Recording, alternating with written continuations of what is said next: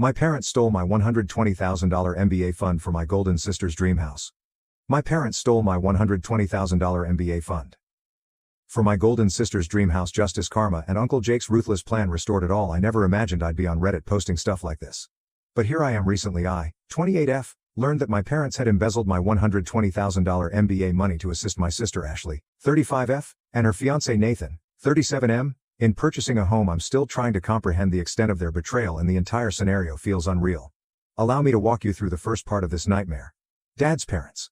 My grandparents were extremely well off and always placed a high priority on education. They were traditional in the finest sense of the word. They valued hard work, conserving money, and making long-term investments. I didn't get to visit them very frequently because they lived in a different state, but whenever we spoke or met, they expressed their concern for my future. Education is the one thing nobody can ever take away from you, my grandmother used to say, and now I see how ironic that is. My grandfather died 3 years ago following a brief illness. Even though it was awful, Grandma was still with us. She was the family's pillar of support, recognizing each birthday and accomplishment and sending heartfelt cards and care packages. We also lost her last year on the day of her death. I was sitting in my apartment, going over every letter she had ever sent me. I was unaware at the time that she and Grandpa had been constructing something much larger for my future, but each one included some life lessons and typically a modest check for your education fund. The allocation first appeared equitable when their will was read. My parents' savings and home were inherited. Ashley received family treasures and all of grandmother's jewelry, which was valued at tens of thousands of dollars. A sizable education fund was bequeathed to me, especially for my MBA courses. This money was to be utilized only for my schooling. According to the will, my parents were assigned to oversee it till I required it. Because I was already employed, I was appreciative. At the time that my grandparents had given my future such serious consideration, I never once imagined my parents would tamper with the fund. In retrospect, though, I ought to have recognized the warning indications. Ashley has always been our family's golden child. Even from my earliest recollections, it's difficult to say without coming across as resentful, but she was the person my parents loved most. She was great at all she did. She was incredibly gifted, diligent, and unique. I can still clearly recall graduating from high school. I recently won a prominent science competition, received a full scholarship to college, and was valedictorian. My parents were using their phones and hardly paying attention when I looked out at the audience during my speech. They were ecstatic when Ashley, who had already dropped out of college twice, revealed later that night that she was considering a career in teaching. "You are simply amazing with kids," they exclaimed. I received a brief "good job" acknowledgement for my accomplishments that day continues throughout my life. This trend persisted. I got a position at a famous company after working hard and graduating with honors. Over the past 6 years, I have ascended the corporate ladder, gaining the respect and admiration of both superiors and colleagues. As a senior project manager, I oversee a group of 15 employees and manage accounts worth millions of dollars. However, to my parents, I was always just the sensible one, the one who got away with it because I was naturally smart. Ashley, on the other hand, changed jobs before becoming a teacher. Nathan is the head zookeeper at our neighborhood zoo, and she is currently the kindergarten administrator at a tiny private school. I don't have any personal problems with them, and they're decent enough folks. Although they appear content and are competent in their careers, their combined income is at best meager. They had been discussing the necessity of purchasing a home non-stop for the past year. Each family meal became a debate about the cost of real estate and how they were throwing money away on rent. They would lament the unfairness of the market while admiring homes that were much beyond their means. Even though Ashley and Nathan are in their mid-30s, they are still viewed as young people in need of assistance, and my parents would not empathetically and say things like, "You deserve a nice house and it's so hard for young people these days." I began working on my MBA program applications about a month ago. I had been preparing this relocation for years, so it wasn't an abrupt decision. I've done a ton of program research, strategically developed my profession, and kept up a flawless work record. I want to enroll in a prestigious program that will enable me to advance into executive leadership roles at my present employer. Every C-level executive has an MBA from a reputable university, and I'm resolved to do the same. I mentioned the education fund to my parents one evening because the application costs alone for prestigious MBA programs can amount to thousands of dollars. I needed to know exactly how much was accessible. My first genuine danger indicator should have been their response. "Don't worry about it," my dad murmured, shifting uneasily in his chair. My mother hurriedly added, "Just concentrate on your applications for the time being. We'll talk when the time comes." They then abruptly shifted the conversation to Ashley and Nathan's house hunting. Initially tried to dismiss it, thinking perhaps they were simply being clumsy with the papers. However, something didn't feel right. I brought it up again more bluntly. A week later, I clarified that I needed to know if the funds were available because I needed a budget for applying to multiple prestigious schools. They dropped the bomb at that point. "We had the MBA money for Ashley," my mother replied in the most casual way possible. "She is purchasing a home with Nathan." Thinking I must have misheard, I gazed at her. Dad added that Ashley needed it right now and that it wouldn't be fair for me to get a free ride when Ashley had worked so hard with student loans. When I asked her to repeat herself, I went crazy. I'm not proud of my response. But it was the release of years' worth of repressed annoyance. I insisted on knowing how they could harm me and how they could embezzle the funds my grandparents had set aside expressly for my schooling. Had been clear about how that money was to be utilized, so I pointed out that it was prohibited. My mother simply shrugged her eyes as if I were exaggerating. She said, "You'll figure it out. It's not as though you can't borrow money like everyone else." They pretended that they had done nothing wrong and that neither my future nor my grandparents' wishes mattered. I then brought up taking legal action even though I'm not a lawyer. It's obvious that what they did was unlawful, and what did they do? Do you know? They chuckled. They laughed aloud, not merely chuckling. "With what money?" my father asked, staring me in the eye. "Even a lawyer is out of your price range." Additionally, my mother said, "Don't be silly, this is a family run." The humiliation I felt at the time is beyond words. Stunned I stood there. The realization that they had always viewed me as an afterthought came to me suddenly, someone whose future they could forgo in order to help Ashley. They didn't care about my financial freedom, my prosperous career, or my academic accomplishments. I would remain the underdog forever. I had trouble sleeping. That night I couldn't stop thinking about how my grandparents had trusted my parents to act morally. They were unaware of the true nature of my home life. Since it didn't seem worth it, I never told anyone about how I was treated. I mean, I wasn't being mistreated, was I? They simply didn't care about me as much as they did about Ashley. They weren't violent. I arrived at work early the following morning and asked to speak with my employer, Mr. Thompson, in private since I started working for the company. He has been a mentor to me. Therefore, he's not just any boss. He has always encouraged me to pursue my career goals and has seen me rise from a junior role to team leader. More significantly, he has experience in corporate law and keeps up relationships with leading law firms. I also intended to get in touch with my dad's cousin, Uncle Jake. He is a prosperous businessman who consistently seemed to see through the partiality of my parents, although he wasn't there much. When I was growing up, he always showed genuine interest in my accomplishments and future aspirations. In addition, he is the only person in my family who has greater influence and accomplishment than my parents.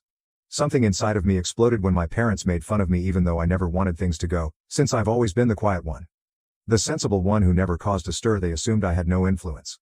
However, they are going to discover that the daughter they have consistently undervalued is much more powerful than they initially thought. First update: since my last post, which was 2 weeks ago, a lot has transpired.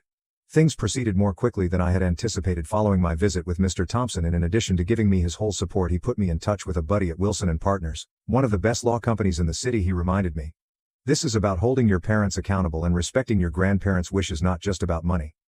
It was enlightening to meet the attorneys. They attested to the fact that my parents acts clearly. The terms of the will and their fiduciary duties. Finding out that my parents might be charged with a crime for their acts shocked me the most, and the lawyers found something unsettling long before they told me my parents had begun moving the funds to Ashley's account months before Uncle Jake's intervention. However, it was the true game changer. Within hours of my contacting him on LinkedIn, he gave me a call. He responded in a way that exceeded my expectations. "I always knew your parents played favorites," he replied. "But from their own daughter, that crosses every line. Don't worry about the legal fees. I'm handling everything." Uncle Jake was more than simply a talker. He did something right away. He assembled a group of attorneys with expertise in estate law and engaged a forensic accountant to track down every penny of the Ford money. They gathered enough proof in a matter of days to demonstrate that my parents had spent months draining the college money in a methodical manner. The initial altercation took place on Friday. I was called by my parents' attorney in an attempt to reach a family settlement in exchange for me dropping any legal action. They promised to cover some of the MBA expenses. Uncle Jake responded harshly, saying, "You will either be charged with a crime or return the entire sum plus interest and penalties. No negotiations will take place." The response from my parents was invaluable. They began sending me mails non-stop. "How could you involve outsiders in family matters? We were going to help. You're eventually destroying this family." Without replying, I sent everything to Uncle Jake's legal team. He then disclosed the second part of his strategy. In addition to pursuing the money, he is advocating for a thorough examination of my parents' financial transactions, implying that there may be further irregularities that we are now unaware of. Yesterday, Ashley finally spoke up. She claimed in a lengthy email to me that she was clueless about the source of the house money. "Mom and Dad said they had savings set aside for us," she wrote in her letter. "I never thought they would steal your money." She concluded by requesting that I exercise common sense and come up with a family solution. I showed Uncle Jake her email. His answer was straightforward: "Send it on to the attorneys." It is proof that she was aware of the money after it had already happened, but she did not try to return it. She is therefore complicit. This morning was the most fulfilling time. In a hurry, the lawyer for my parents called Uncle Jake. The forensic accountant apparently found that my parents had started utilizing their power of attorney to transfer money even before my grandma passed away. This can greatly increase the charges right now. My parents are making a valiant effort to turn around. Mom begged me to contact them in a heartfelt voicemail, stating that they would find a way to pay back the money. Although Dad acknowledged in an email that they may have made a mistake, he maintained that they were just trying to help the family. Uncle Jake gave straightforward advice to avoid answering anything gives them a panic. When you were weak, they made fun of you. Now it's their turn to feel helpless. All of this has been made possible by Mr. Thompson's tremendous assistance. In addition to producing an excellent reference letter, he has already approved my leave of absence for when I begin my MBA school. He informed me today, "You're displaying remarkable composure. Not many people could handle this situation with such professionalism unless my parents return the entire cash plus fines." The legal team is getting ready to bring official charges the following week. Uncle Jake predicts that in order to pay for everything they will have to sell some assets, but in his own words, that's their problem, not yours. Until this is addressed, I will be staying with a friend. Building security had been told not to let my parents into my apartment when they attempted to arrive in order to record any attempts by my parents to get in touch with me. Uncle Jake also engaged a private investigator if required. This material might be used to demonstrate. Second update: 3 weeks have passed since my last report and things have significantly worsened. At last I am able to provide the specifics of our legal strategy development. Much more was revealed by the forensic inquiry than we had anticipated during our first court filing. The first bombshell was revealed. Uncle Jake's team found that my parents had been misusing their power of attorney over my grandmother's funds and her last months in addition to my MBA fund. Long before my grandma died, the evidence showed that they were methodically shifting funds around in order to transfer them to Ashley. During the initial hearing with their lawyer, expression was invaluable. It is obvious that he was unaware of the severity of their financial misdeeds. He really requested a break to speak with my parents. After our legal team showed them the recorded chronology of transactions later on, I found out that he confronted my parents for not telling him certain facts, and he is now thinking of leaving their kid's case. The previous caregiver for my grandmother made the most startling admission. Seeing our legal notification in the estate documents, she contacted Uncle Jake. It turns out that my grandmother had made it very clear that the money was only for my education by bringing up the MBA fund with my parents several times in her last months. These exchanges were also recorded in the caregiver's notes. She had been documenting every family conversation in a care diary. Ashley's participation has also changed in an intriguing way. She hired her own attorney after realizing the legal ramifications of accepting stolen funds because they expected her to support the family. This caused a serious gap between her and our parents. My parents were in a panic when her lawyer suggested that she should keep her distance from the matter. The state of the house has gotten especially disorganized. The acquisition is currently being investigated by the court since the down payment was made using stolen money. The problem has been communicated to Ashley and Nathan's mortgage lender, who is currently examining the loan application for fraud. Investigation might be initiated if my parents falsified any of the financial they co-signed unexpectedly. Uncle Jake's crew also discovered that my parents had been informing members of my extended family that I had consented to give Ashley my MBA fund. They seem to have been preparing their defense in case the money transfer was questioned, as they had been fabricating this story for months now. A number of family members have come forward with emails and messages from my parents that support this untrue story. The deposition was the most satisfying development. My father made an effort to keep his haughty demeanor until Uncle Jake's attorney produced proof of their calculated scheme.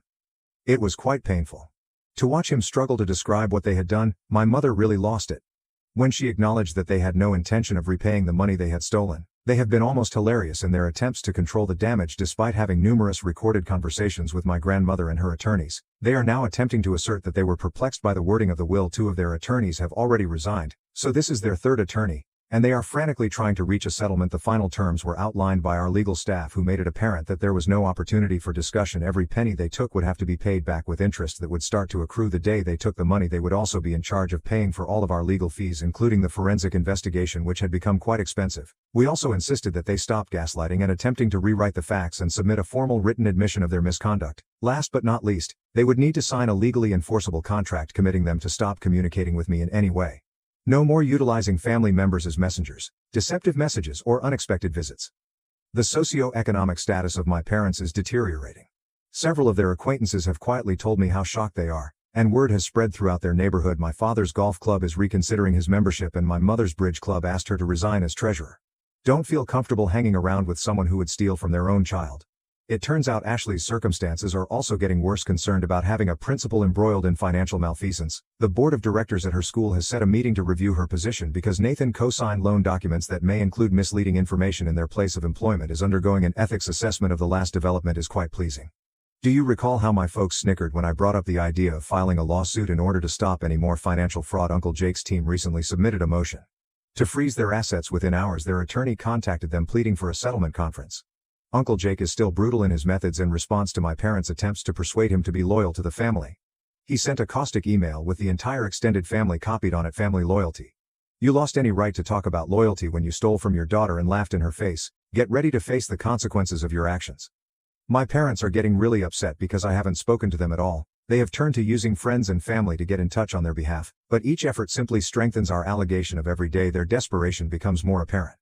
Third update: 4 months have passed since my last update, and I can now finally reveal the story's resolution of the outcome of the last court procedures is more heartbreaking for my parents than any of us could have imagined. Allow me to explain how justice was ultimately achieved. Let me start by sharing my favorite moment, which was the last hearing when my parents realized they had no other choice. At last their facade broke. In her closing remarks, the judge was very severe, describing their behavior as a calculated betrayal of both their daughters and their own parents. Last desire, she said in particular that they showed a startling degree of moral decay in their laughter at my first legal threat. In the end, the forensic analysis showed that my parents had been preparing this heist for more than a year before my grandmother's passing.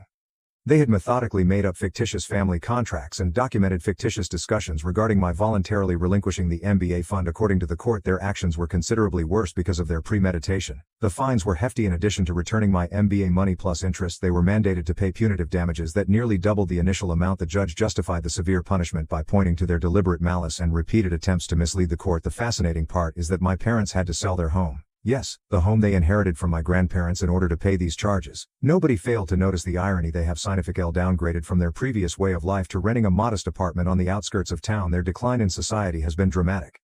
The membership in the country club retracted. Where do they sit on different community boards? Lost the social network that my mother built over the course of several decades has fallen apart. It turns out that upper middle class suburban society does not tolerate from children and lying about it. The repercussions on the job has been just as bad. As my father, who took great satisfaction in his business reputation, was compelled to retire early when someone has been legally shown to have taken from their own child's inheritance. No one wants to do business with them. Locally, businesses, his former co-workers, now steer clear of him after leading local charity organizations. My mother was forced to leave her volunteer posts. The last straw was when they were asked to resign from all leadership positions at their church, of which they had been active members for 20 years. They've become social pariahs in their own community. Uncle Jake said Ashley and Nathan's relationship is arguably the most noteworthy development. Their ideal home. They went crazy when the mortgage firm learned that the down payment was made with stolen money. They revoked their approval of the loan. They are currently dealing with their own legal problems as a result of their willful acceptance of stolen funds. Ashley's career has completely collapsed. In their formal statement, the school board cited ethical concerns and loss of community trust as reasons for their unanimous decision to remove her as principal. Since the news has gone viral in the local school community, she is now having trouble finding even entry-level teaching jobs. Nathan's situation wasn't any better. He was placed on administrative leave by the zoo while his involvement in the financial misbehavior was looked into, even though he wasn't personally responsible for the money theft. His signature on loan documents that contained false information has created ethical questions. The strain was too much for their relationship to handle. Nathan left their apartment last week. He accused her of being like her parents, while Ashley accused him of not being more supportive during the situation. They are currently in the process of calling it quits on their engagement. Uncle Jake's plan of total social and legal ruin was more successful than anyone could have predicted. He set up a family meeting when my parents attempted to make one more plea for family loyalty, not to patch things up but to explain what they had done in front of the whole extended family. He provided a timeline of their deceit at this discussion, detailing the false documents they produced and the lies they told different family members. Disgust was the universal response. A number of family members who had first attempted to resolve the conflict now publicly denounced my parents. The meeting essentially put an end to any remaining family support they may have had, and the most telling moment occurred when my mother's sister, who had always been one of their closest supporters, rose up and stated, "I don't even recognize who you are anymore. In my case, I've come out stronger than before, along with significant damages. My MBA fund has been fully refunded. In addition to receiving my money returned, I was accepted into a prestigious MBA program on a merit scholarship." In his letter of reference, Mr. Thompson praised my exceptional skill and integrity in handling this problem. "My employer has been really helpful. They have granted me permission to take a leave of absence from the MBA program and have even promised me an executive post after I graduate. Your handling of this situation demonstrated that you possess the strength and judgment required for senior leadership." Mr. Thompson informed me Uncle Jake is now regarded as a real mentor. "After I finish my MBA, he is already discussing possible investment opportunities with me and has introduced me to his business network," he told me. "Your grandparents would be proud of you. Because you've shown that you have the backbone for business. I've relocated to an upscale apartment in a gated complex that keeps my folks at bay. The doorman is instructed not to let them in and has their photos, their phone lines, and emails have been blocked, and all efforts at communication now go directly to our legal department." The last turn of the blade. Nathan used to work at the zoo, which is just next to my parents' new apartment. They must view the location. That symbolizes the start of their demise every day. According to Uncle Jake, karma can be humorous at times. In their social circle, wrote me an anonymous letter yesterday, "It seems that my mother stays at home most of the time, only out for essentials. It has been reported that my father spends hours sitting by himself at a nearby coffee shop gazing off into space. The social calendar they used to have is now absolutely vacant. I find myself thinking about my grandmother's statement, 'Education is the one thing nobody can ever take away from you,' as I get ready to begin my MBA school." She was correct. With her foresight and Uncle Jake's assistance, I've now not only safeguarded my education fund but also imparted a lifelong lesson to my parents. That concludes this tale. I appreciate everyone's support along this journey. I'm at peace knowing that justice has been done, even though I never wanted things to end this